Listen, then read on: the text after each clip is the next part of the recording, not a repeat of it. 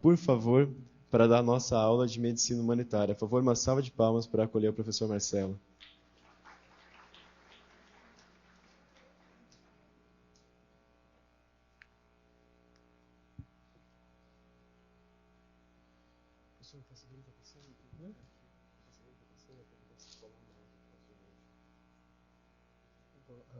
Legal, tranquilo aqui. Não, eu faço. Bom, inicialmente, Pedro, muito obrigado pelo convite. E eu estava comentando, o Pedro muito provavelmente é um futuro professor da Faculdade de Medicina aqui da casa, da USP. Eu vi a facilidade que ele tem de apresentação, fiquei realmente encantado. Mas, realmente, estar no teatrão aqui da faculdade é um privilégio. Gostaria que vocês soubessem que eu, infelizmente, não sou da 110, eu sou da 65. Estou mais próximo do Pepino, do Paulo Saldiva, que é da 60, eu sou da 65. Quando eu entrei, o Pepino estava no 6º ano. Mas a minha esposa é formada aqui, na 68, e meu filho também. Meu filho é da 99, se formou com a 100. Ele ficou um ano na Austrália. Enfim, o coração está aqui dentro e realmente agradeço o privilégio de estar aqui com vocês. Sabe que muitas vezes conversando com os estudantes de medicina, eu ouço falar, poxa, eu vou fazer dermatologia, porque dermatologia tem estética, estética dá dinheiro, eu vou fazer cirurgia plástica pelos motivos semelhantes, né? E eu estou aqui para dizer que, então, totalmente incorreto, a medicina é muito mais legal do que tudo isso. E eu vou mostrar para vocês a minha experiência pessoal no atendimento médico a populações menos assistidas, sobretudo na região amazônica. Sobretudo porque, na verdade, eu tenho experiências também em outras localidades, mas o que eu vou falar para vocês é o que eu tenho feito nesses últimos 15 anos junto a populações menos assistidas da Amazônia. Então, tudo começou em agosto de 2009. Está fazendo realmente 15 anos. E essa figura maravilhosa que está aí em cima é o Fábio Tosi. Fábio Tosi, não sei se vocês conhecem, mas é um médico brilhante. Eu costumo dizer que eu sou cirurgião, tá? O paciente mais grave que eu vi sair vivo da mesa, o Fábio Tosi, que operou, era um aneurisma de aorta roto para o esôfago, e o paciente chegou vomitando sangue. E o Fabinho, no hospital universitário, que vocês conhecem o hospital universitário, que não tem circulação extracorpórea, não tem recursos maiores, ele colocou o paciente na mesa, fez uma esofagectomia e corrigiu o aneurisma de aorta torácica. Então, ele é um cirurgião brilhante, mas ele tem outras qualidades, é um grande velejador, já atravessou várias vezes o Atlântico velejando, fazia parte da equipe do Amir Klink, e ele tem uma experiência na Amazônia muito grande. E em 2009, ele falou, Marcelo, eu estou precisando de uma equipe médica para trabalhar no Abaré. E o Abaré é essa embarcação que vocês estão vendo.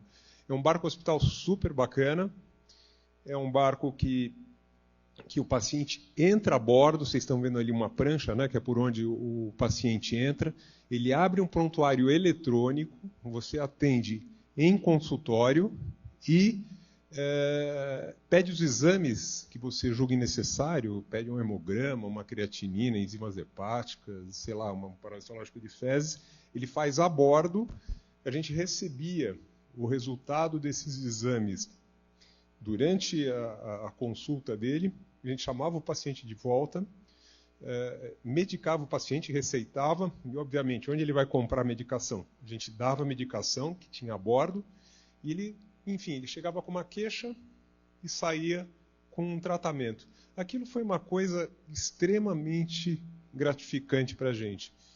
E esse é o local onde habitavam as pessoas que a gente atendia. Vocês veem aí que causas de pau a pique, cobertas por sapé, e uma população muito bonita.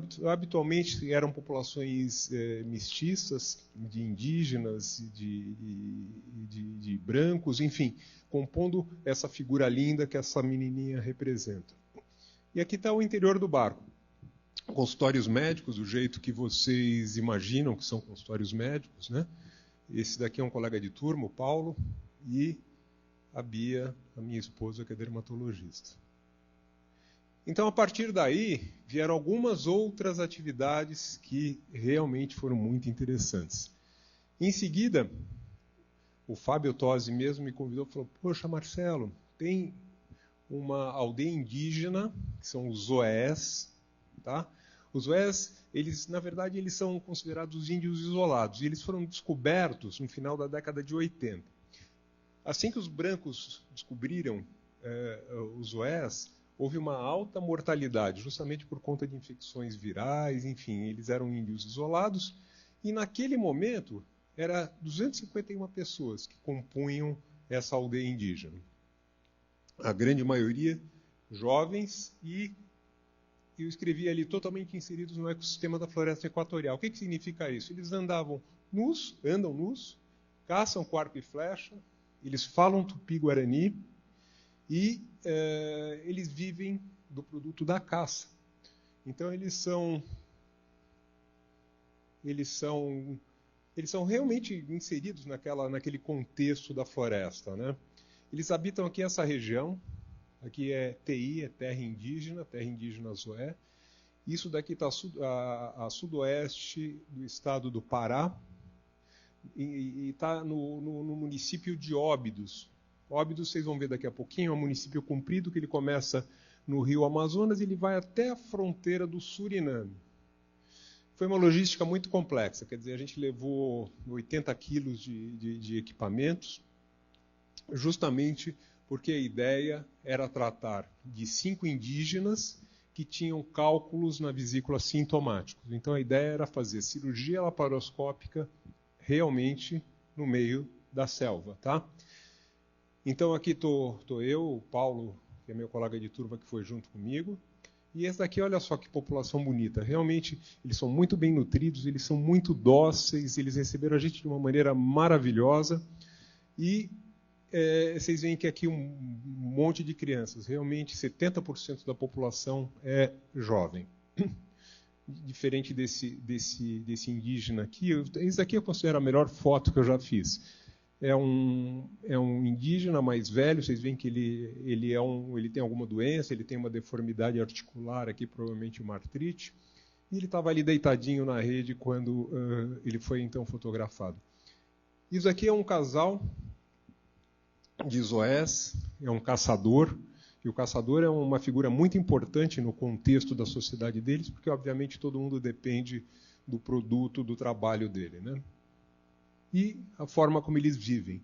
Eles vivem em tendas, eles habitualmente se dão muito bem entre eles, e eles ficam nessas redes que eles confeccionam de palha vegetal. Muito interessante é que os Zoés, quando eles matam um animal, quando eles abatem um animal, e eles gostam muito de macaco, eles comem macaco, se é uma fêmea, eles têm uma norma entre eles que eles precisam cuidar do filhote, eles precisam cuidar da cria. Então, não é infrequente você ver do lado desses indígenas os mais diversos animais. Então, aqui tem um porco do mato, tem um pequeno macaco, justamente porque eles foram resgatados ainda como filhotes e se sentiram obrigados a cuidar desses animais por conta de terem abatido a mãe deles. Como eu falei, eles vivem da caça, que é uma paca, uma cutia. É uma cutia que foi abatido com arco e flecha. E é impressionante a habilidade deles com arco e flecha, mesmo porque eles dependem disso. Eu lembro que nós estávamos na aldeia e tinha um indígena com arco e flecha, um caçador, e eu falei, através de um intérprete, né? Eu quero ver você acertar essa sua flecha naquela bananeira. Uma bananeira como estava daqui até aquela porta. Ele pegou e tum! Putz, direto na bananeira, né? Eu quero ver você de novo. E ele colocou, em fato é que ele colocou 3 flechas, uma do lado da outra, enficada na bananeira, demonstrando que eles têm realmente uma habilidade muito grande. E, obviamente, volto a dizer, eles dependem disso para a sobrevivência, tá?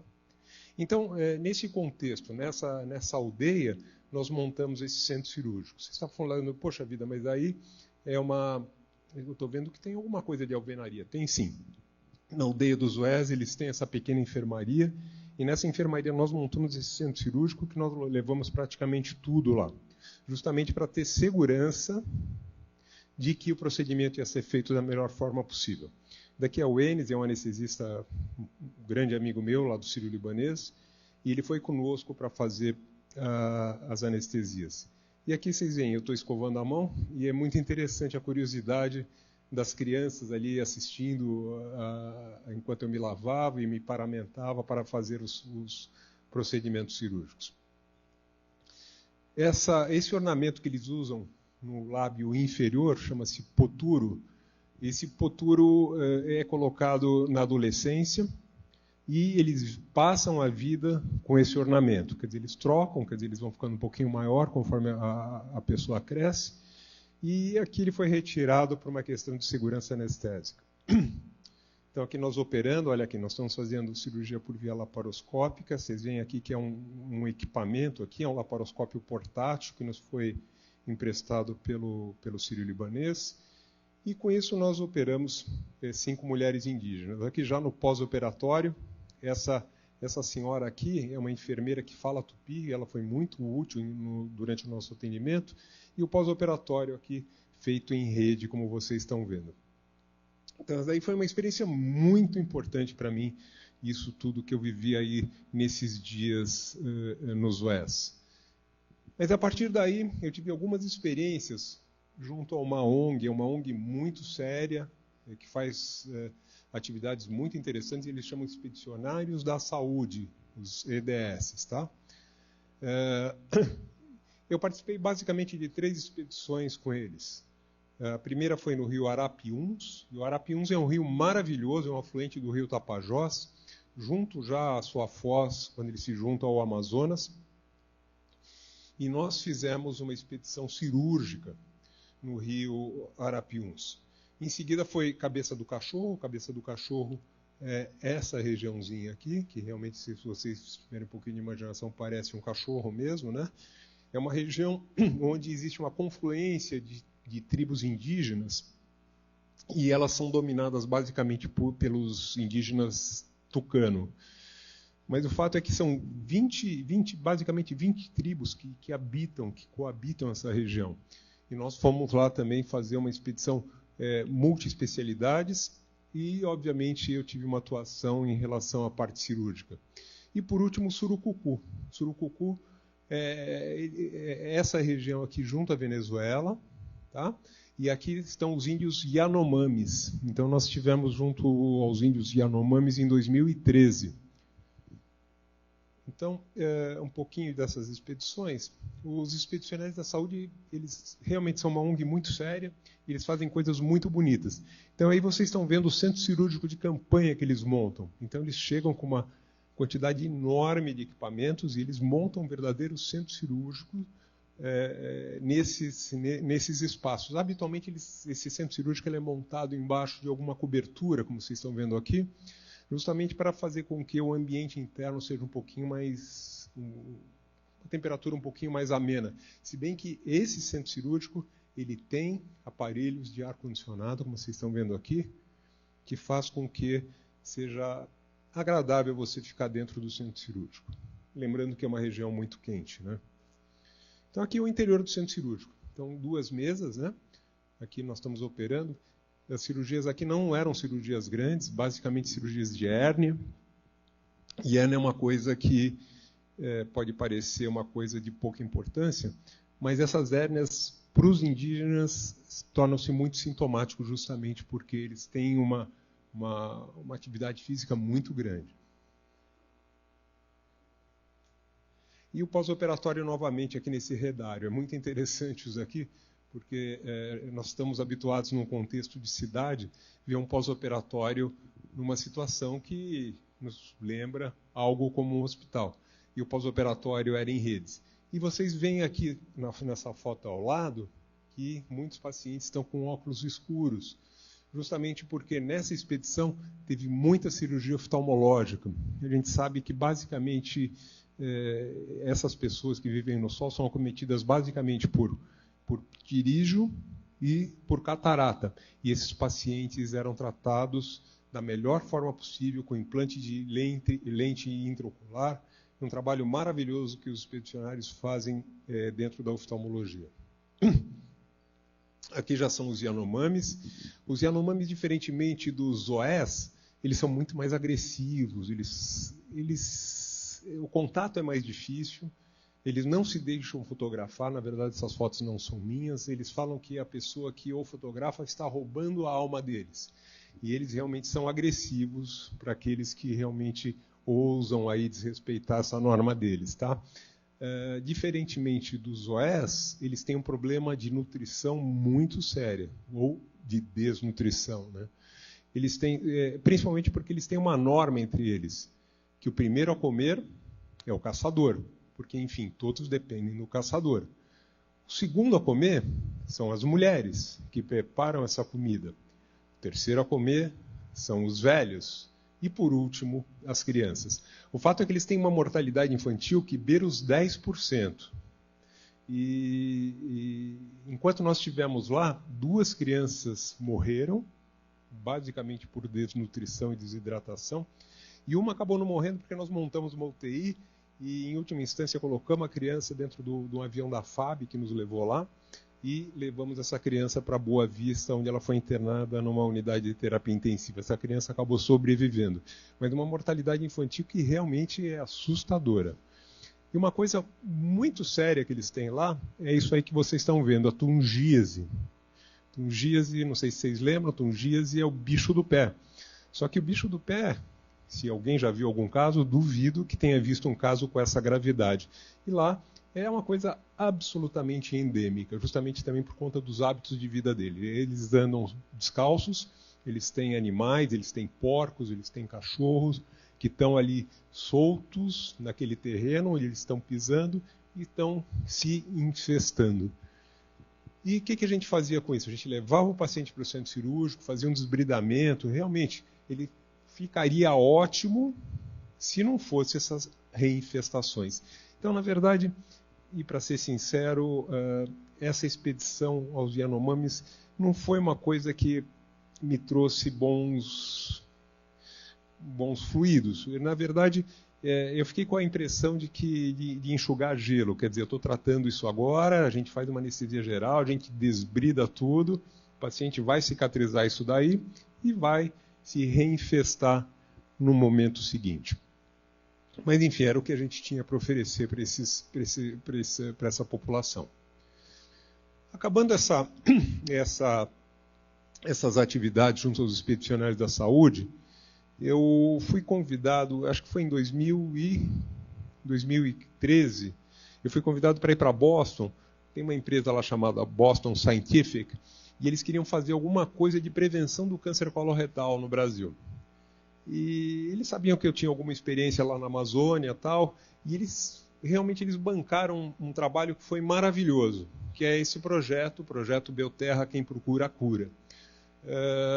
Na verdade, a gente inicialmente ia fazer esse projeto numa cidade do Nordeste, mas acabou não dando certo, e eles ficaram encantados com a possibilidade de fazer isso na Amazônia. Tivemos a contribuição de uma série de empresas que tornaram possível isso. Então, Belterra. Belterra, essa cidade que vocês estão vendo. Belterra é uma cidade à beira do rio Tapajós, é junto a Santarém. Santarém está a 45 quilômetros de Belterra, e é uma cidade que tem uma história muito interessante. Belterra foi fundada pelo Henry Ford no tempo do ciclo da borracha. Então a equipe do Henry Ford veio, eles plantavam seringueiras para colher o látex para fazer os pneus dos automóveis, né? Na verdade, eles tinham um projeto anterior, que era em Fordlândia, que é 4 horas rio acima no rio Tapajós, e que acabou não dando certo por uma coisa meio por uma série de motivos, fizeram com que esse projeto em Fordlândia não desse certo. Então eles desceram e construíram essa cidade. E se vocês virem, é uma cidade que são casas ainda com um jeitão de casas americanas, e chama atenção esses hidrantes na rua. Imagina uma cidade amazônica, na beira do rio Tapajós, com hidrantes, né? Quer dizer, realmente é um inesperado. E é uma cidade muito bonita. Na verdade, no tempo da vazante, tem essas praias, a formação dessas praias maravilhosas. E quando a gente fala de praia de rio, a gente pensa numa praia de barro, né, de lodo e tal. E não, é isso aí que vocês estão vendo. São praias maravilhosas com essas areias brancas. E o pôr do sol dá um colorido muito especial aí nessa região. 80% do território de Belterra é coberto pela Flona. Flona é a Floresta Nacional do Tapajós. E nessa Flona existem árvores centenárias maravilhosas. Aí tem uma sumaúma. A sumaúma é considerada uma sequoia brasileira. São árvores enormes e tem passeios maravilhosos para você fazer nessa Flona. Mas, na verdade, esse projeto ele tinha algumas metas. Então, metas assistenciais, eu colocaria as metas assistenciais como primeira coisa, né, que é o mais importante, e a gente queria fazer o rastreamento do câncer coloretal, fazendo com que o diagnóstico precoce melhorasse os resultados, ou eventualmente a detecção de um pólipo, que é uma lesão pré-maligna, fosse tratado e o paciente evitasse de ter um câncer. Mas a gente também tinha uma preocupação didática, que era a formação de especialistas, inclusive de médicos locais, e em toda a expedição a gente levava pelo menos 2 estudantes de medicina. Foi uma coisa muito bacana. E os estudantes, a maior parte aqui da Faculdade de Medicina da Universidade de São Paulo, os estudantes ficavam encantados com aquilo que eles faziam durante cada expedição. E, por último, uma finalidade científica, que é a obtenção de informações para que algo fosse produzido com essas informações. Então, vocês veem que as metas são muito semelhantes ao que o Pedro apresentou aqui. Então, quer dizer, é uma coisa que realmente dá uma liga total em relação àquilo que nós pretendemos ou pretendíamos. Aqui já está encerrado esse projeto. Então, em cada expedição, volto a chamar a atenção, tinha 2 alunos, 2 estudantes de medicina. Onde que era feito essas atividades? Onde eram feitas? Então, uma parte daquilo que a gente fazia era realizado nesse hospital, que é o Hospital Municipal de Belterra, que, na verdade, é basicamente uma alvenaria, porque é um hospital que muito carente em relação a equipamentos, acessórios, insumos, enfim, a tudo, a medicamentos, e tudo nós tínhamos que levar para lá. Então a gente levava equipamentos de endoscopia, acessórios de endoscopia, gás e luva, quer dizer, enfim, a gente tinha que equipar esse hospital, que era um hospital muito carente.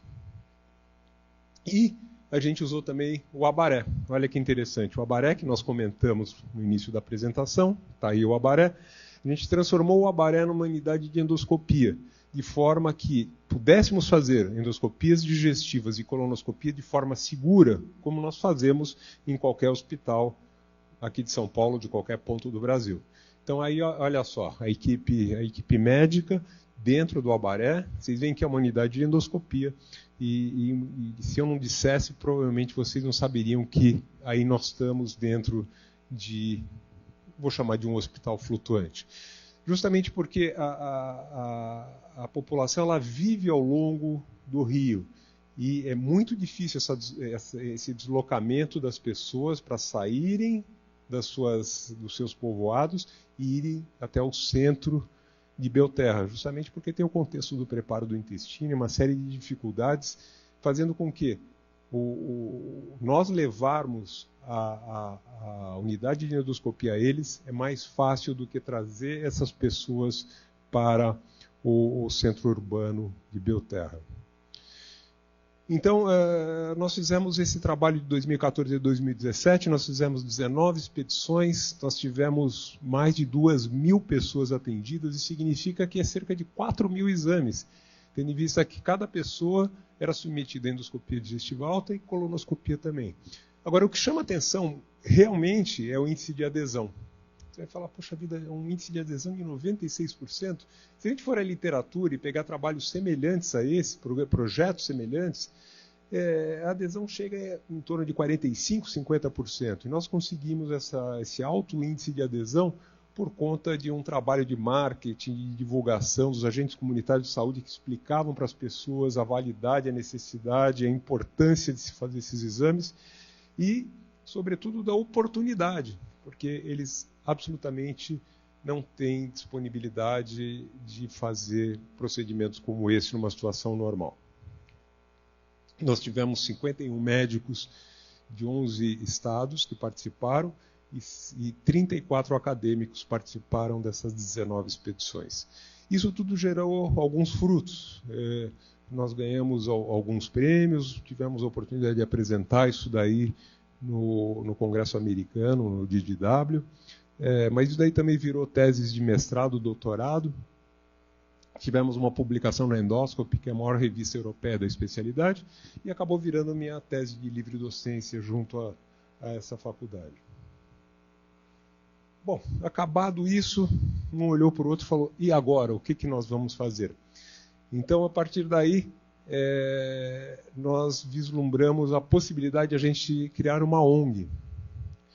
Então, aqui estão as pessoas, algumas das pessoas estavam envolvidas na fundação dessa ONG, e aqui, esses dois aqui são meus dois filhos. O Pedro, ele é médico, formado na 100ª turma, e o Plínio, que atualmente mora nos Estados Unidos, ele faz MBA, e ele foi o organizador, ele foi o catalisador dessa história toda. Ele, na verdade, como ele tinha uma visão não médica, ele criou a marca, ele criou o logo, ele conseguiu o CNPJ, que foi uma coisa super difícil, enfim, ele conseguiu montar todo esse esquema de empresa mesmo, porque uma ONG, ela realmente é uma empresa também, né? Isso daí foi realizado, essa criação da ONG Zoé aconteceu em 2019. E por que Zoé? Zoé é justamente em homenagem àquela tribo indígena que nos recebeu e permitiu que nós tratássemos 5 pessoas de uma maneira que foi realmente marcante na nossa vida, né? E apesar dela ser criada em 2019, nós estávamos no início da pandemia de Covid, de tal forma que a primeira expedição da ONG Zoé, ela foi só possível em novembro de 2020, no final de 2020. E onde nós vamos trabalhar? Obviamente, nós vamos trabalhar onde nós conhecemos. Então, optamos por trabalhar em Belterra, às margens do rio Tapajós, e lá a gente conhecia o hospital, a gente conhecia o prefeito, a secretária de saúde, quer dizer, tinha uma série de facilidades que nos levou a optar por trabalhar em Belterra. E a primeira expedição foi uma jornada de ultrassonografia. Nessa jornada de ultrassonografia, nós fizemos 124 ultrassons. E era muito interessante, porque os pacientes vinham com o pedido de ultrassom, muitas vezes datado de 5 anos atrás. Quer dizer, o paciente, eles não tinham absolutamente disponibilidade de fazer um exame de ultrassom se não fosse a nossa ida à Belterra. E nós eu aproveitei para apresentar para as pessoas da ONG, recém-criada, né, o que era o Abaré, onde futuramente nós realizamos algumas expedições. A segunda expedição, agosto de 21, também em Belterra, vocês veem que um período muito grande entre uma expedição e outra, justamente por conta da problemática do Covid.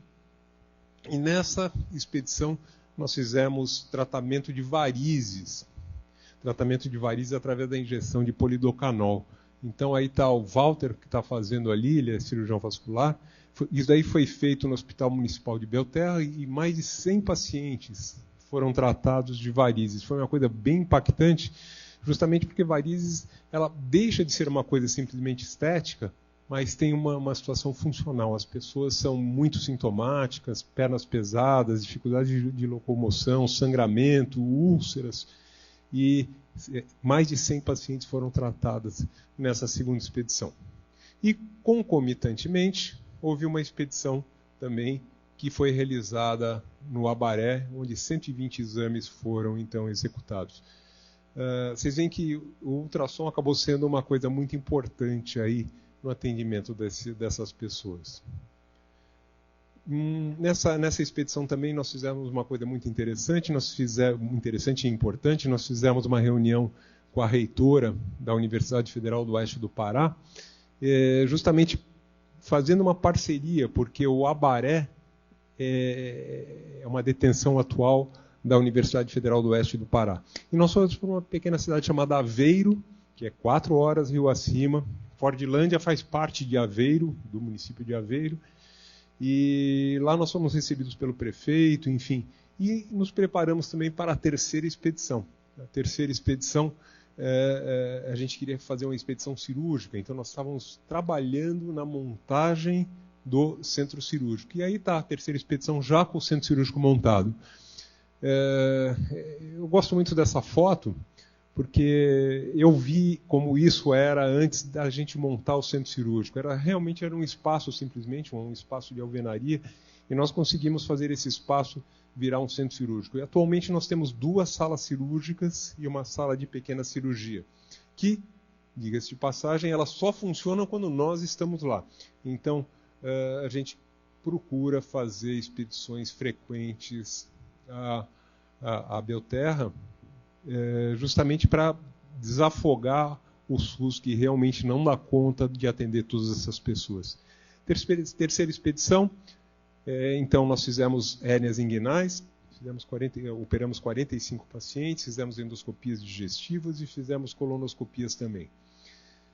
Mudando um pouquinho do enfoque que a gente tinha nessas primeiras expedições, a 4ª expedição, que foi em fevereiro de 22, foi realizada a bordo do Abaré, e foi basicamente ultrassom e saúde mental. Então nós temos um grupo de psiquiatras, que é liderada pela Raquel Schuwarker, que é da 65 também, e de psicólogas que lidam então com a saúde mental dessa população. 5ª expedição foi uma expedição também muito marcante, foi o Março Azul.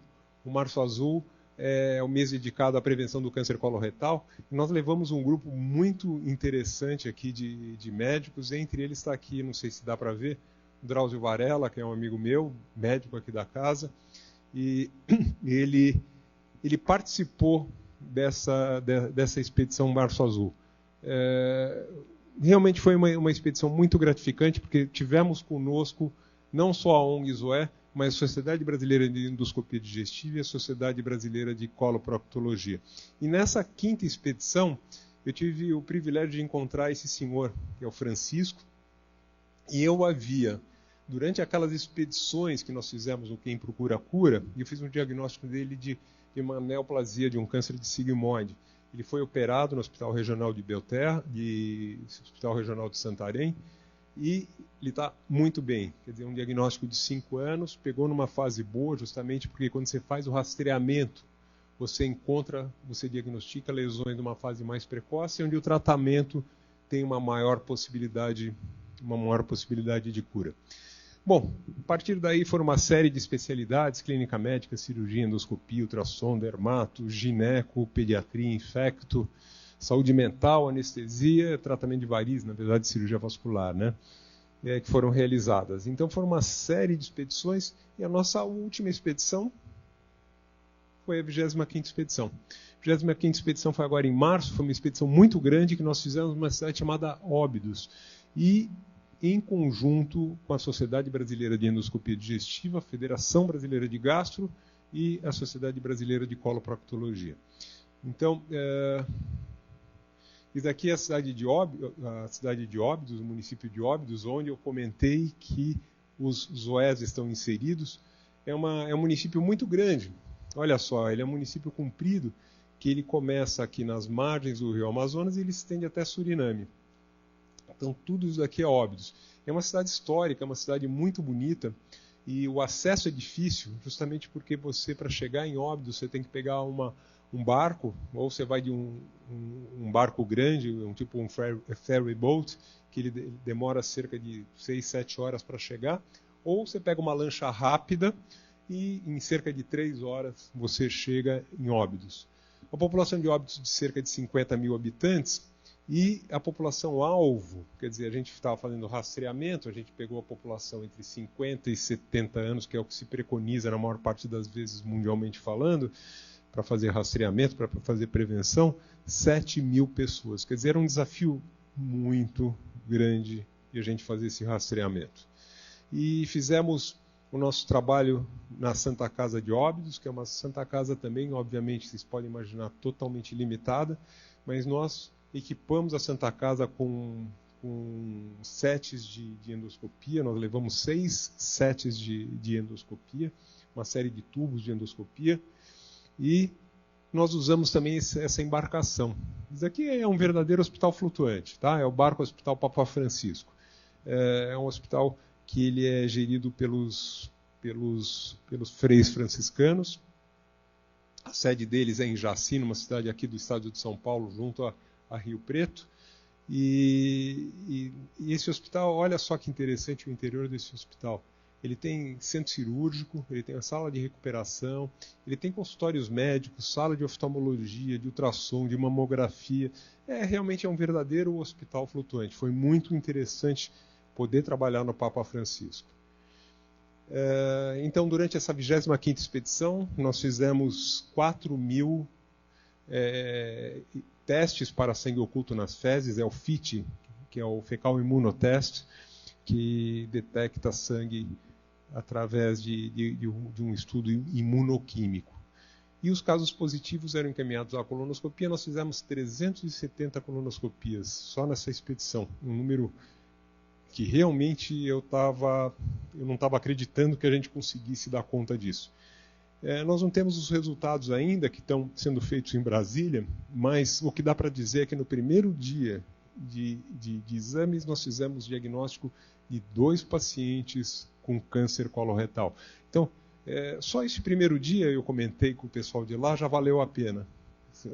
Esses 2 pacientes diagnosticados com câncer coloretal, que provavelmente com potencial de cura, já teria feito valer a pena o nosso trabalho aí, que não foi pequeno. Em relação ao que a Zoé faz como um todo, qual que é o impacto da Zoé? Então, nós estamos com 25 expedições realizadas nesses 4 anos, mais de 200 voluntários, quase 6.500 atendimentos e um monte de horas doadas por todas essas pessoas. Aqui os números estão um pouquinho mais esmiuçados, mas nós estamos vendo aqui as 25 expedições, e se você for colocar valor nas horas doadas por todas essas pessoas, nós atingimos quase R$1.500.000. Então, quer dizer, é uma coisa que está gerando impacto para a população dessa região, e isso nos deixa muito contentes e é uma coisa muito gratificante.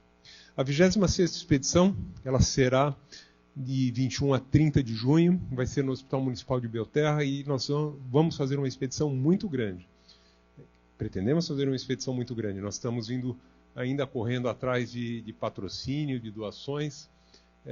E basicamente o que a gente vai fazer? Cirurgia laparoscópica, cirurgia de hérnia, cirurgia ginecológica, cirurgia dermatológica, ultrassom, endoscopia digestiva alta e colono, dermatologia, e vai ter um atendimento também de clínica médica, fazendo com que a equipe que vai se deslocar até Belterra seja uma equipe muito grande.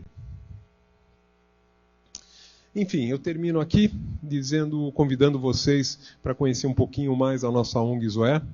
Eu gostaria de dizer que nós procuramos levar a cada expedição acadêmicos de medicina. Queria que vocês se sentissem bem-vindos. Aí está o site, nosso site é www.ongzoe.org. Nós temos um Instagram que tem uma voluntária que está fazendo um trabalho muito bonito, deixando esse Instagram bem interessante.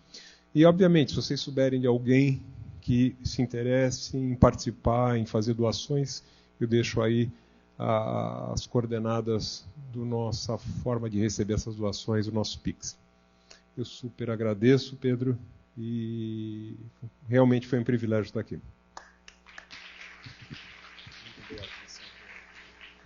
Muito obrigado, professor. Eu não te apresentei melhor antes, porque essa aula foi a melhor apresentação que poderia ser feita. Bom, pessoal, agora a gente tem o coffee. Daqui